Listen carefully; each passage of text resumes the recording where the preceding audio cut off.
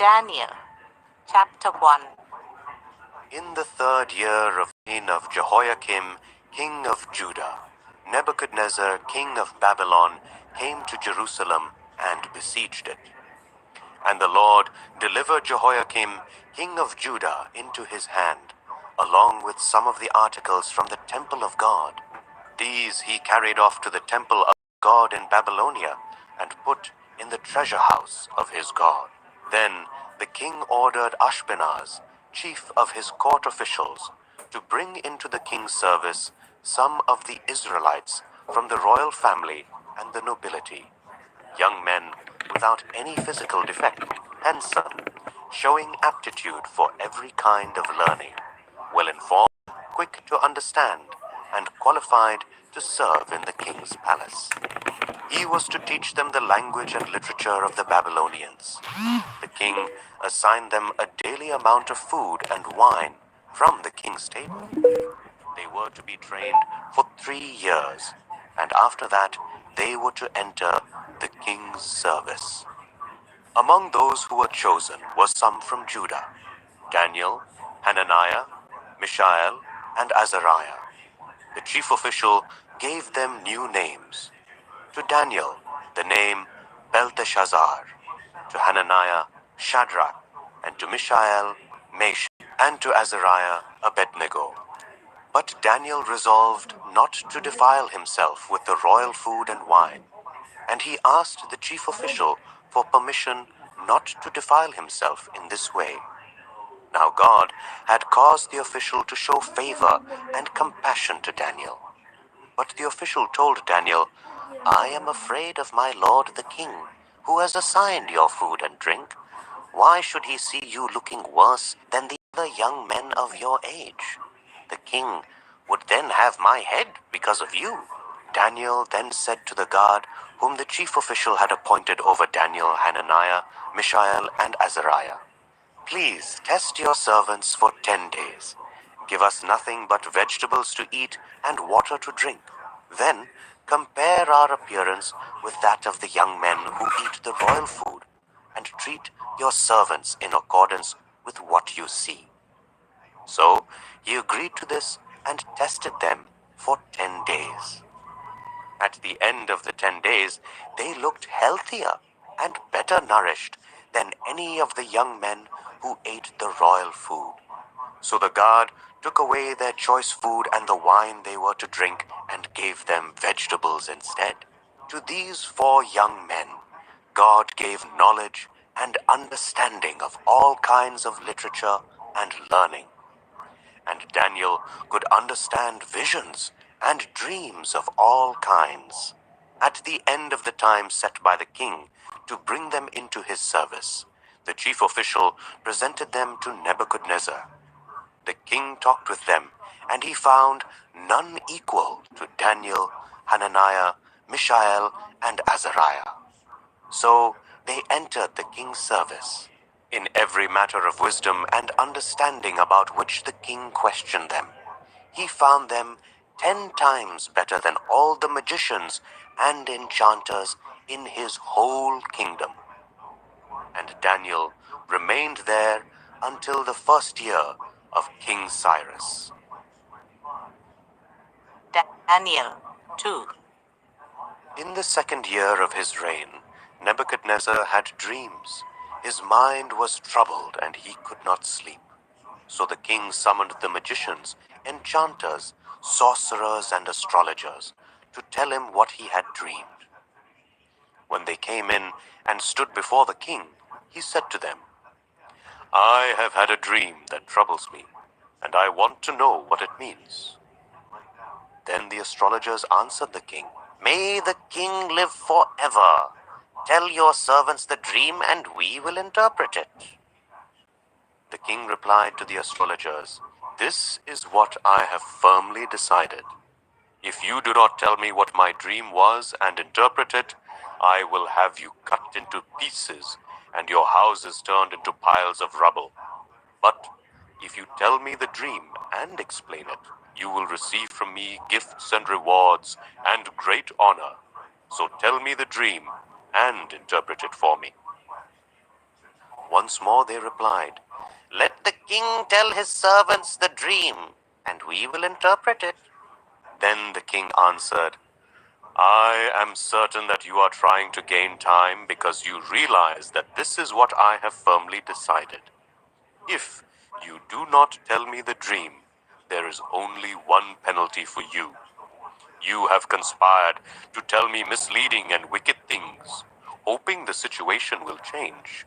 So then, tell me the dream, and I will know that you can interpret it for me." The astrologers answered the king, "There is no one on earth who can do what the king asks. No king, however great and mighty, has ever asked such a thing of any magician or enchanter or astrologer. What the king asks is too difficult. No one can reveal it to the king except the gods, and they do not live among humans." This made the king so angry and furious that he ordered the execution of all the wise men of Babylon. So the decree was issued to put the wise men to death, and men were sent to look for Daniel and his friends to put them to death. When Arioch, the commander of the king's guard, had gone out to put to death the wise men of Babylon, Daniel spoke to him with wisdom and tact. He asked the king's officer, "Why did the king issue such a harsh decree?" Arioch then explained the matter to Daniel. At this, Daniel went in to the king and asked for time so that he might interpret the dream for him. Then Daniel returned to his house and explained the matter to his friends, Hananiah, Mishael, and Azariah. He urged them to plead for mercy from the God of heaven concerning this mystery, so that he and his friends might not be executed with the rest of the wise men of Babylon. During the night, the mystery was revealed to Daniel in a vision. Then Daniel praised the God of heaven and said, "Praise be to the name of God forever and ever. Wisdom and power are his. He changes times and seasons. He deposes kings and raises up others. He gives wisdom to the wise and knowledge to the discerning. He reveals deep and hidden things. He knows what lies in darkness, and light dwells with him. I thank and praise you, God of my ancestors. You have given me wisdom and power. You have made known to me what we asked of you. You have made known to us the dream of the king." Then Daniel went to Arioch, whom the king had appointed to execute the wise men of Babylon, and said to him, "Do not execute the wise men of Babylon. Take me to the king, and I will interpret his dream for him."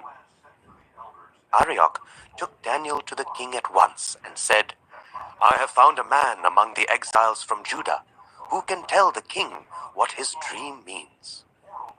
The king asked Daniel, also called Belteshazzar, "Are you able to tell me what I saw in my dream and interpret it?" Daniel replied, "No wise man, enchanter, magician, or diviner can explain to the king the mystery he has asked about. But there is a God in heaven who reveals mysteries. He has shown King Nebuchadnezzar what will happen in days to come. Your dream and the visions that pass through your mind as you are lying in bed are these. As your majesty was lying there, your mind turned to things to come, and the revealer of mysteries showed you what is going to happen. As for me, this mystery has been revealed to me, not because I have greater wisdom than anyone else alive, but so that your majesty may know the interpretation, and that you may understand what went through your mind. Your majesty looked, and there before you stood a large statue, an enormous, dazzling statue, awesome in appearance. The head of the statue was made of pure gold, its chest and arms of silver, its belly and thighs of bronze, its legs of iron, its feet partly of iron, and partly of baked clay. While you are watching, a rock was cut out, but not by human hands. It struck the statue on its feet of iron and clay and smashed them. Then the iron, the clay, the bronze, the silver, and gold were all broken to pieces and became like chaff on a threshing floor in the summer.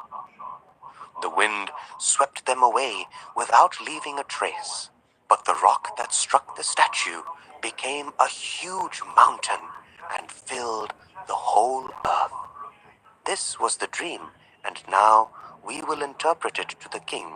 Your Majesty, you are the King of Kings.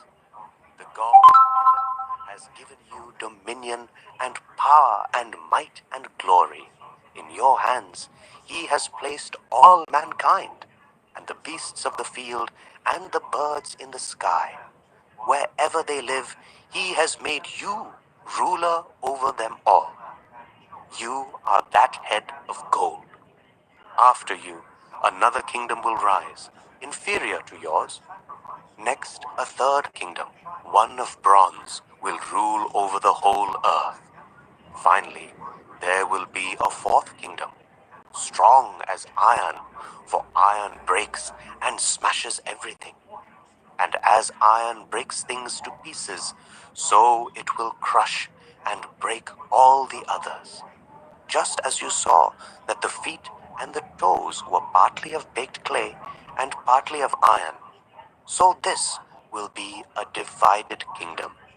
Yet it will have some of the strength of iron in it, even as you saw iron mixed with clay. As the toes were partly iron and partly clay, so this kingdom will be partly strong and partly brittle. And just as you saw the iron mixed with baked clay, so the people will be a mixture and will not remain united, any more than iron mixes with clay. In the time of those kings, the God of heaven will set up a kingdom that will never be destroyed, nor will it be left to another people.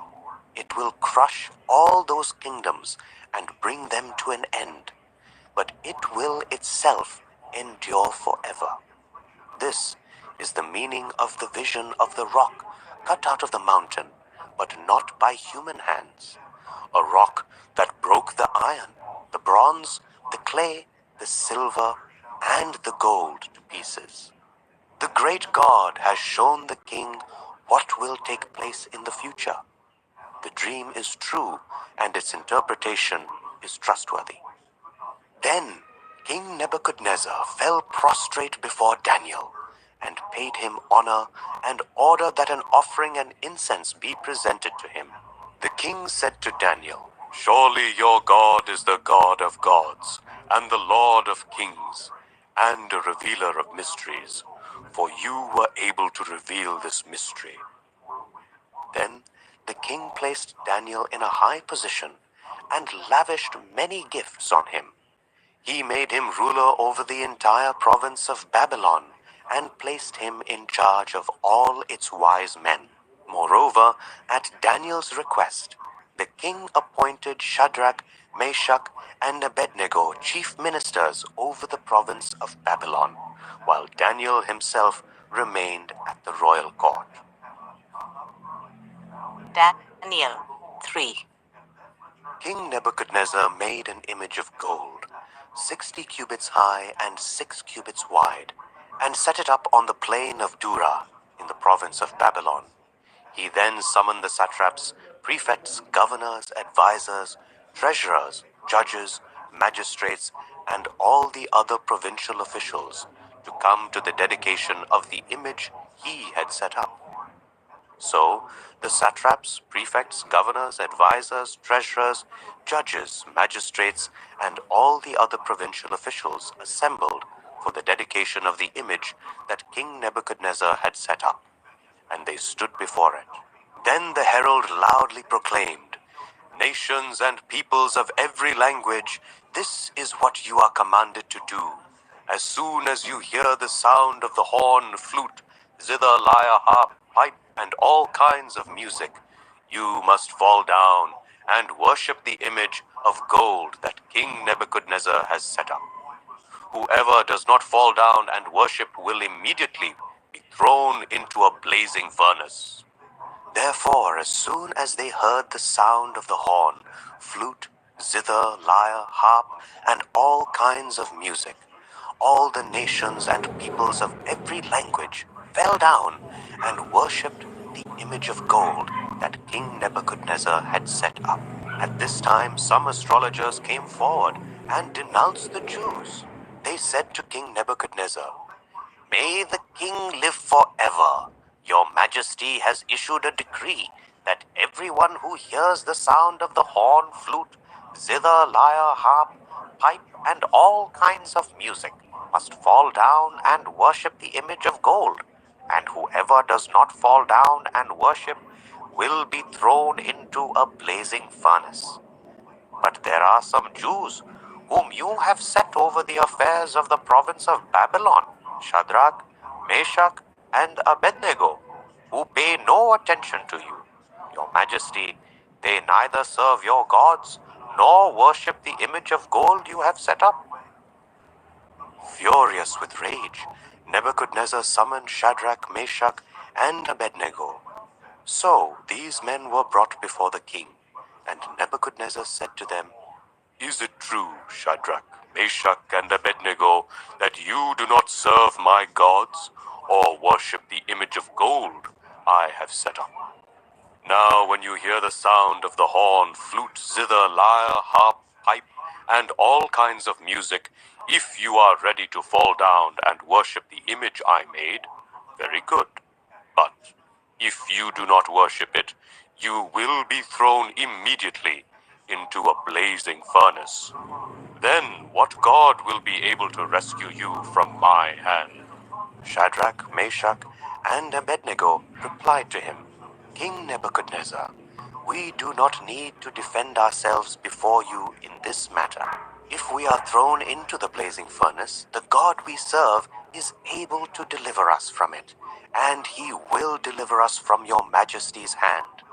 But even if he does not, we want you to know, your majesty, that we will not serve your gods or worship the image of gold you have set up." Then Nebuchadnezzar was furious with Shadrach, Meshach, and Abednego, and his attitude towards them changed. He ordered the furnace to be heated 7 times hotter than usual, and commanded some of the strongest soldiers in his army to tie up Shadrach, Meshach, and Abednego and throw them into the blazing furnace. So these men, wearing their robes, trousers, turbans, and other clothes, were bound and thrown into the blazing furnace. The king's command was so urgent and the furnace so hot that the flames of the fire killed the soldiers who took up Shadrach, Meshach, and Abednego, and these 3 men, firmly tied, fell into the blazing furnace. Then King Nebuchadnezzar leaped to his feet in amazement and asked his advisers, "Weren't there 3 men that we tied up and threw into the fire?" They replied, "Certainly, your majesty." He said, "Look, I see 4 men walking around in the fire, unbound and unharmed, and the 4th looks like a son of the gods." Nebuchadnezzar then approached the opening of the blazing furnace and shouted, "Shadrach, Meshach, and Abednego, servants of the Most High God, come out, come here." So Shadrach, Meshach, and Abednego came out of the fire, and the satraps, prefects, governors, and the royal advisers crowded around them. They saw that the fire had not harmed their bodies, nor was a hair of their head singed. Their robes were not scorched, and there was no smell of fire on them. Then Nebuchadnezzar said, "Praise be to the God of Shadrach, Meshach, and Abednego, who has sent his angel and rescued his servants." They trusted in him and defied the king's command and were willing to give up their lives rather than serve or worship any god except their own God. Therefore, I decree that the people of any nation or language who say anything against the God of Shadrach, Meshach, and Abednego be cut into pieces, and their houses be turned into piles of rubble, for no other God can save in this way. Then the king promoted Shadrach, Meshach, and Abednego in the province of Babylon. Daniel 4. King Nebuchadnezzar, to the nations and peoples of every language, who live in all the earth, may you prosper greatly. It is my pleasure to tell you about the miraculous signs and wonders that the Most High God has performed for me. How great are his signs, how mighty his wonders. His kingdom is an eternal kingdom. His dominion endures from generation to generation. I, Nebuchadnezzar, was at home in my palace, contented and prosperous. I had a dream that made me afraid. As I was lying in bed, the images and visions that passed through my mind terrified me. So I commanded that all the wise men of Babylon be brought before me to interpret the dream for me. When the magicians, enchanters, astrologers, and diviners came, I told them the dream, but they could not interpret it for me. Finally, Daniel came into my presence, and I told him the dream. He is called Belteshazzar, after the name of my God, and the spirit of the holy gods is in him. I said, Belteshazzar, chief of the magicians, I know that the spirit of the holy gods is in you, and no mystery is too difficult for you. Here is my dream. Interpret it for me. These are the visions I saw while lying in bed. I looked, and there before me stood a tree in the middle of the land. Its height was enormous. The tree grew large and strong, and its top touched the sky. It was visible to the ends of the earth. Its leaves were beautiful, its fruit abundant, and on it was food for all. Under it, the wild animals found shelter, and the birds lived in its branches. From it, every creature was fed. In the visions I saw while lying in bed, I looked, and there before me was a holy one, a messenger, coming down from heaven. He called in a loud voice, Cut down the tree and trim off its branches, strip off its leaves and scatter its fruit. Let the animals flee from under it, and the birds from its branches, but let the stump and its roots, bound with iron and bronze, remain in the ground, in the grass of the field. Let him be drenched with the dew of heaven, and let him live with the animals among the plants of the earth. Let his mind be changed from that of a man, and let him be given the mind of an animal, till 7 times pass by for him. The decision is announced by messengers. The holy ones declare the verdict, so that the living may know that the Most High is sovereign over all kingdoms on earth, and gives them to anyone he wishes, and sets over them the lowliest of people. This is the dream that I, King Nebuchadnezzar, had. Now, Belteshazzar, tell me what it means, for none of the wise men in my kingdom can interpret it for me. But you can, because the spirit of the holy gods is in you. Then Daniel, also called Belteshazzar, was greatly perplexed for a time, and his thoughts terrified him. So the king said, Belteshazzar, do not let the dream or its meaning alarm you.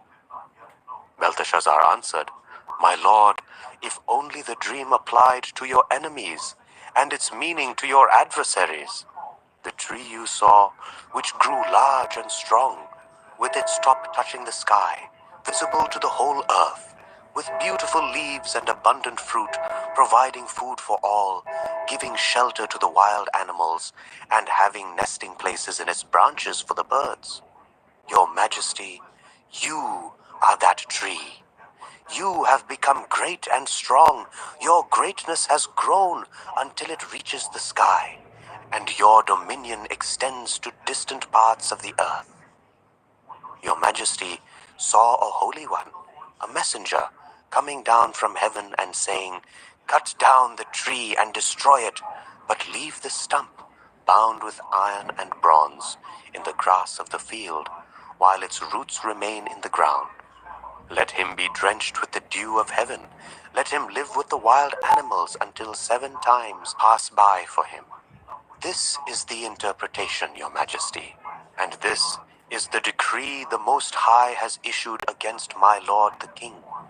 You will be driven away from people and will live with the wild animals. You will eat grass like the ox and be drenched with the dew of heaven.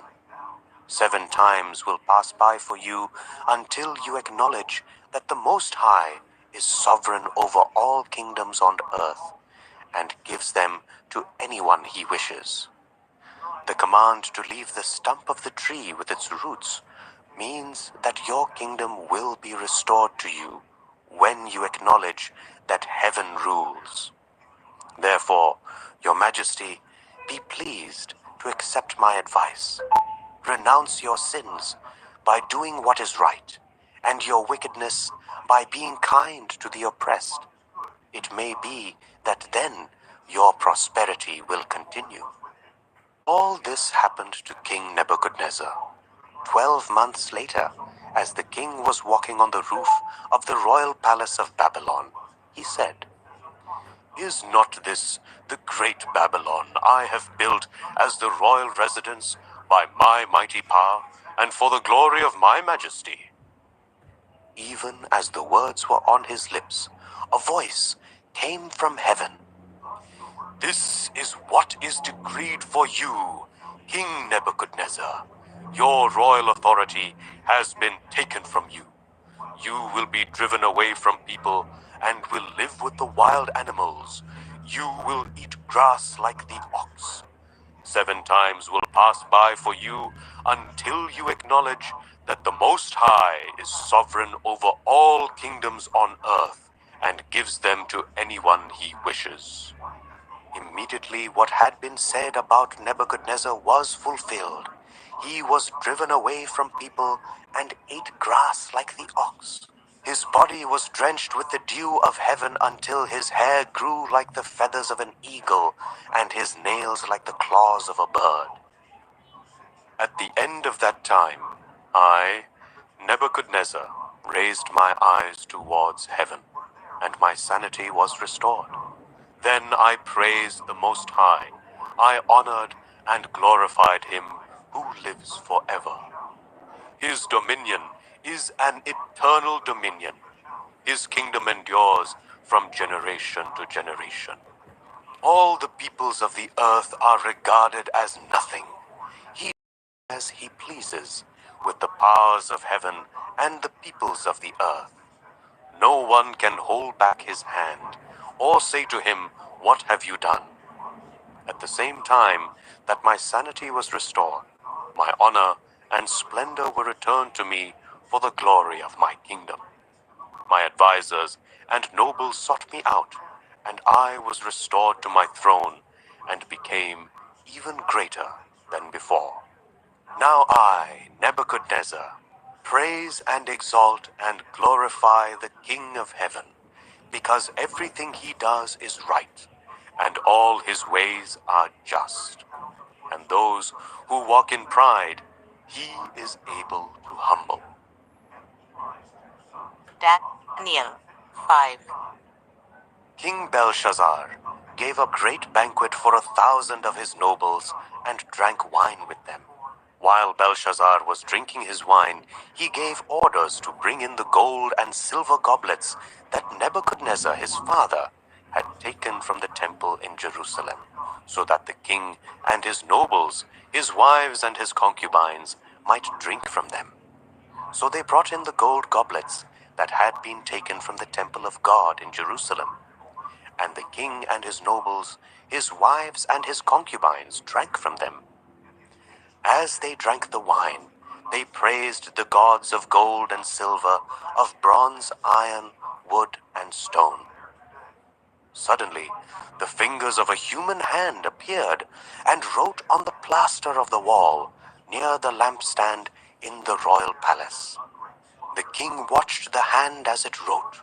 His face turned pale, and he was so frightened that his legs became weak and his knees were knocking. The king summoned the enchanters, astrologers, and diviners.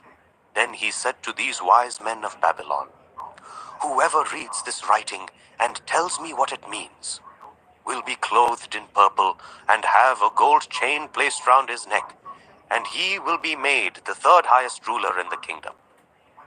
Then all the king's wise men came in, but they could not read the writing or tell the king what it meant. So King Belshazzar became even more terrified, and his face grew more pale. His nobles were baffled. The queen, hearing the voices of the king and his nobles, came into the banquet hall. "May the king live forever," she said. "Don't be alarmed. Don't look so pale. There is a man in your kingdom who has the spirit of the holy gods in him. In the time of your father, he was found to have insight and intelligence and wisdom like that of the gods. Your father, King Nebuchadnezzar, appointed him chief of the magicians, enchanters, astrologers, and diviners. He did this because Daniel, whom the king called Belteshazzar, was found to have a keen mind and knowledge and understanding, and also the ability to interpret dreams, explain riddles, and solve difficult problems. Call for Daniel, and he will tell you what the writing means." So Daniel was brought before the king, and the king said to him, "Are you, Daniel, one of the exiles my father the king brought from Judah? I have heard that the spirit of gods is in you, and that you have insight, intelligence, and outstanding wisdom. The wise men and enchanters were brought before me to read this writing and tell me what it means, but they could not explain it. Now I have heard that you are able to give interpretations and to solve difficult problems. If you can read this writing and tell me what it means, you will be clothed in purple and have a gold chain placed round your neck, and you will be made the third highest ruler in the kingdom." Then Daniel answered the king, "You may keep your gifts for yourself and give your rewards to someone else. Nevertheless, I will read the writing for the king and tell him what it means. Your Majesty, the Most High God gave your father Nebuchadnezzar sovereignty and greatness and glory and splendor. Because of the high position he gave him, all the nations and peoples of every language dreaded and feared him. Those the king wanted to put to death, he put to death. Those he wanted to spare, he spared. Those he wanted to promote, he promoted. And those he wanted to humble, he humbled. But when his heart became arrogant and hardened with pride, he was deposed from his royal throne and stripped of his glory. He was driven away from people and given the mind of an animal. He lived with the wild donkeys and ate grass like the ox, and his body was drenched with the dew of heaven, until he acknowledged that the Most High God is sovereign over all kingdoms on earth and sets over them anyone he wishes. But you, Belshazzar his son, have not humbled yourself, though you knew all this. Instead, you have set yourself up against the Lord of heaven. You had the goblets from his temple brought to you, and you and your nobles, your wives and your concubines drank wine from them. You praised the gods of silver and gold, of bronze, iron, wood, and stone, which cannot see or hear or understand. But you did not honor the God who holds in his hand your life and all your ways. Therefore, he sent the hand that wrote the inscription. This is the inscription that was written: Mene, Mene, Tekel Parsin. Here is what these words mean. Mene, God has numbered the days of your reign and brought it to an end. Tekel, you have been weighed on the scales and found wanting. Peres, your kingdom is divided and given to the Medes and Persians." Then, at Belshazzar's command, Daniel was clothed in purple. A gold chain was placed round his neck, and he was proclaimed the third highest ruler in the kingdom. That very night, Belshazzar, king of the Babylonians, was slain, and Darius the Mede took over the kingdom at the age of 62. Daniel 6. It pleased Darius to appoint 120 satraps to rule throughout the kingdom, with 3 chief ministers over them, one of whom was Daniel. The satraps were made accountable to them so that the king might not suffer loss. Now Daniel so distinguished himself among the chief ministers and the satraps by his exceptional qualities that the king planned to set him over the whole kingdom. At this, the chief ministers and the satraps tried to find grounds for charges against Daniel in his conduct of government affairs, but they were unable to do so. They could find no corruption in him, because he was trustworthy and neither corrupt nor negligent. Finally, these men said, "We will never find any basis for charges against this man Daniel, unless it has something to do with the law of his God." So these chief ministers and satraps went as a group to the king and said, "May King Darius live forever. The royal ministers, prefects, satraps, advisors, and governors have all agreed that the king should issue an edict and enforce the decree that anyone who prays to any god or human being during the next 30 days, except to you, your majesty, shall be thrown into the lion's den. Now, your majesty, issue the decree and put it in writing so that it cannot be altered, in accordance with the law of the Medes and the Persians, which cannot be repealed." So King Darius put the decree in writing. Now when Daniel learned that the decree had been published, he went home to his upstairs room where the windows opened towards Jerusalem. 3 times a day he got down on his knees and prayed, giving thanks to his God, just as he had done before. Then these men went as a group and found Daniel praying and asking God for help. So they went to the king and spoke to him about his royal decree. "Did you not publish a decree that during the next 30 days, anyone who prays to any god or human being except to you, your majesty, would be thrown into the lion's den?" The king answered, "The decree stands in accordance with the law of the Medes and Persians, which cannot be repealed." Then they said to the king, "Daniel, who is one of the exiles from Judah, pays no attention to you, your majesty, or to the decree you put in writing. He still prays 3 times a day." When the king heard this, he was greatly distressed. He was determined to rescue Daniel and made every effort until sunset to save him. Then the men went as a group to King Darius and said to him, "Remember, your majesty, that according to the law of the Medes and Persians, no decree or edict that the king issues can be changed." So the king gave the order, and they brought Daniel and threw him into the lion's den. The king said to Daniel, "May your God whom you serve continually rescue you." A stone was brought and placed over the mouth of the den, and the king sealed it with his own signet ring and with the rings of his nobles, so that Daniel's situation might not be changed. Then the king returned to his palace and spent the night without eating and without any entertainment being brought to him. And he could not sleep. At the first light of dawn, the king got up and hurried to the lion's den. When he came near the den, he called to Daniel in an anguished voice, "Daniel, servant of the living God, has your God whom you serve continually been able to rescue you from the lions?" Daniel answered, "May the king live forever. My God sent his angel, and he shut the mouths of the lions. They have not hurt me, because I was found innocent in his sight. nor have I ever done any wrong before you, your majesty." The king was overjoyed and gave orders to lift Daniel out of the den. And when Daniel was lifted from the den, no wound was found on him, because he had trusted in his God. At the king's command, the men who had falsely accused Daniel were brought in and thrown into the lion's den, along with their wives and children.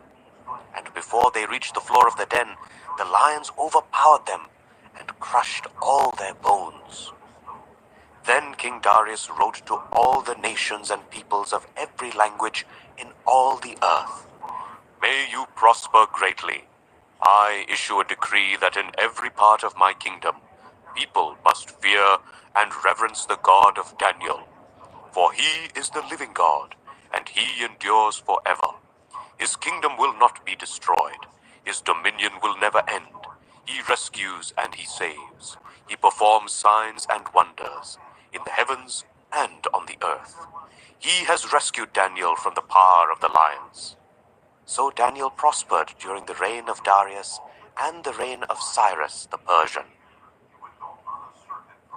Daniel 7.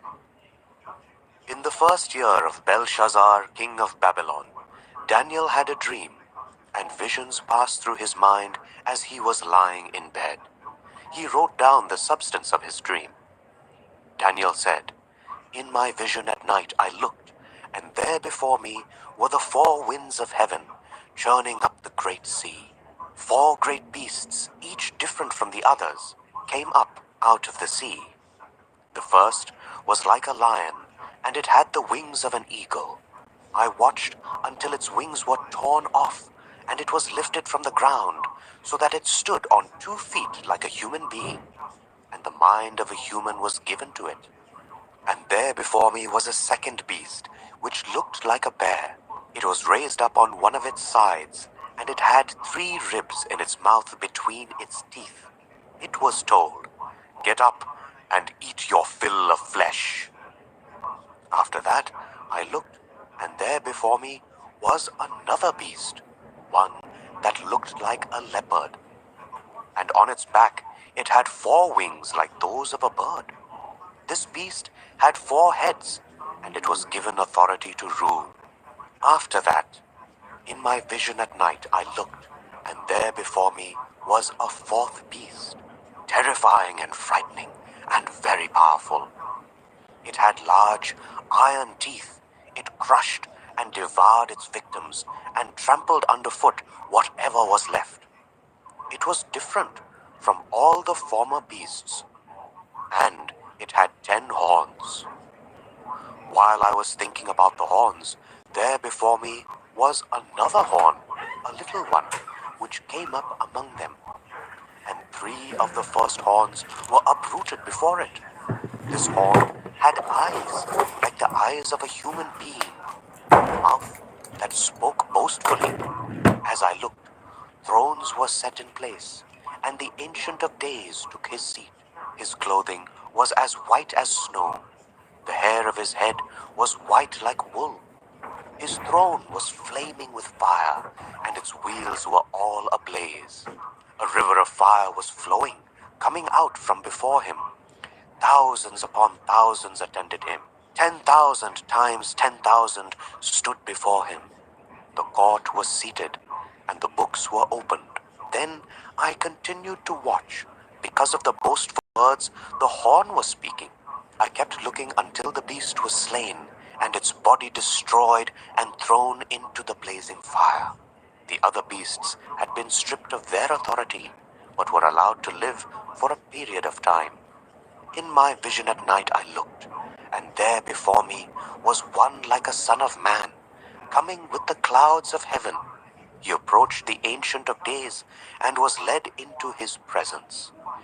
He was given authority, glory, and sovereign power. All nations and peoples of every language worshipped him. His dominion is an everlasting dominion that will not pass away, and his kingdom is one that will never be destroyed. I, Daniel, was troubled in spirit, and the visions that passed through my mind disturbed me. I approached one of those standing there and asked him the meaning of all this. So he told me and gave me the interpretation of these things. The four great beasts are four kings that will rise from the earth, but the holy people of the Most High will receive the kingdom and will possess it forever. Yes, forever and ever. Then I wanted to know the meaning of the fourth beast, different from all the others and the most terrifying, with its iron teeth and bronze claws. The beast that crushed and devoured its victims and trampled underfoot whatever was left. I also wanted to know about the 10 horns on its head and about the other horn that came up, before which 3 of them fell. The horn that looked more imposing than the others, that had eyes and a mouth that spoke boastfully. As I watched, this horn was waging war against the holy people and defeating them, until the Ancient of Days came and pronounced judgment in favor of the holy people of the Most High. And the time came when they possessed the kingdom. He gave me this explanation. The fourth beast is a fourth kingdom that will appear on earth. It will be different from all the other kingdoms and will devour the whole earth, trampling it down and crushing it. The 10 horns are 10 kings who will come from this kingdom. After them, another king will arise, different from the earlier ones. He will subdue 3 kings. He will speak against the Most High and oppress his holy people and try to change the set times and the laws. The holy people will be delivered into his hands for a time, times and half a time. But the court will sit, and his power will be taken away and completely destroyed forever. Then the sovereignty, power, and greatness of all the kingdoms under heaven will be handed over to the holy people of the Most High. His kingdom will be an everlasting kingdom, and all rulers will worship and obey him. This is the end of the matter. I, Daniel, was deeply troubled by my thoughts, and my face turned pale, but I kept the matter to myself. Daniel 8. In the 3rd year of King Belshazzar's reign, I, Daniel, had a vision, after the one that had already appeared to me. In my vision, I saw myself in the citadel of Susa, in the province of Elam. In the vision, I was beside the Ulai Canal. I looked up, and there before me was a ram with 2 horns, standing beside the canal. And the horns were long. One of the horns was longer than the other, but grew up later. I watched the ram as it charged towards the west and the north and the south. No animal could stand against it, and none could rescue from its power. It did as it pleased and became great. As I was thinking about this, suddenly a goat with a prominent horn between its eyes came from the west, crossing the whole earth without touching the ground. It came towards the 2-horned ram I had seen standing beside the canal and charged at it in great rage. I saw it attack the ram furiously, striking the ram and shattering its 2 horns. The ram was powerless to stand against it. The goat knocked it to the ground and trampled on it, and none could rescue the ram from its power. The goat became very great, but at the height of its power, the large horn was broken off, and in its place 4 prominent horns grew up towards the 4 winds of heaven.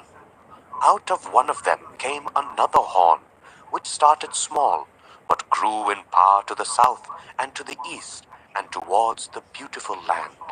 It grew until it reached the host of the heavens, and it threw some of the starry host down to the earth and trampled on them. It set itself up to be as great as the commander of the army of the Lord. It took away the daily sacrifice from the Lord, and his sanctuary was thrown down. Because of rebellion, the Lord's people and the daily sacrifice were given over to it. It prospered in everything it did, and truth was thrown to the ground. Then I heard a holy one speaking, and another holy one said to him, "How long will it take for the vision to be fulfilled? The vision concerning the daily sacrifice, the rebellion that causes desolation, the surrender of the sanctuary, and the trampling underfoot of the Lord's people?" He said to me, "It will take 2,300 evenings and mornings. Then the sanctuary will be reconsecrated." While I, Daniel, was watching the vision and trying to understand it, there before me stood one who looked like a man, and I heard a man's voice from the Ulai calling, "Gabriel, tell this man the meaning of the vision." As he came near the place where I was standing, I was terrified and fell prostrate. "Son of man," he said to me, "understand that the vision concerns the time of the end." While he was speaking to me, I was in a deep sleep with my face to the ground. Then he touched me and raised me to my feet. He said, "I am going to tell you what will happen later in the time of wrath, because the vision concerns the appointed time of the end. The two-horned ram that you saw represents the kings of Media and Persia. The shaggy goat is the king of Greece, and the large horn between its eyes is the first king. The four horns that replace the one that was broken off represent four kingdoms that will emerge from his nation, but will not have the same power. In the latter part of their reign, when rebels have become completely wicked, a fierce-looking king, a master of intrigue, will arise. He will become very strong, but not by his own power. He will cause astounding devastation and will succeed in whatever he does. He will destroy those who are mighty, the holy people. He will cause deceit to prosper, and he will consider himself superior. When they feel secure, he will destroy many and take his stand against the Prince of Princes. Yet he will be destroyed, but not by human power. The vision of the evenings and the mornings that has been given to you is true, but seal up the vision, for it concerns the distant future. I, Daniel, was worn out. I lay exhausted for several days. Then I got up and went about the king's business. I was appalled by the vision. It was beyond understanding. Daniel 9. In the first year of Darius son of Xerxes, a Mede by descent, who was made ruler over the Babylonian kingdom, in the first year of his reign, I, Daniel, understood from the scriptures, according to the word of the Lord given to Jeremiah the prophet, that the desolation of Jerusalem would last 70 years. So I turned to the Lord God and pleaded with him in prayer and petition, in fasting and in sackcloth and ashes. I prayed to the Lord my God and confessed, "Lord, the great and awesome God, who keeps his covenant of love with those who love him and keep his commandments. We have sinned and done wrong. We have been wicked and have rebelled. We have turned away from your commands and laws. We have not listened to your servants, the prophets, who spoke in your name to our kings, our princes, and our ancestors, and to all the people of the land. Lord, you are righteous, but this day we are covered with shame. The people of Judah and the inhabitants of Jerusalem and all Israel, both near and far, in all the countries where you have scattered us because of our unfaithfulness to you. We and our kings, our princes and our ancestors are covered with shame, Lord, because we have sinned against you. The Lord our God is merciful and forgiving, even though we have rebelled against him. We have not obeyed the Lord our God, or kept the laws he gave us through his servants the prophets. All Israel has transgressed your law and turned away.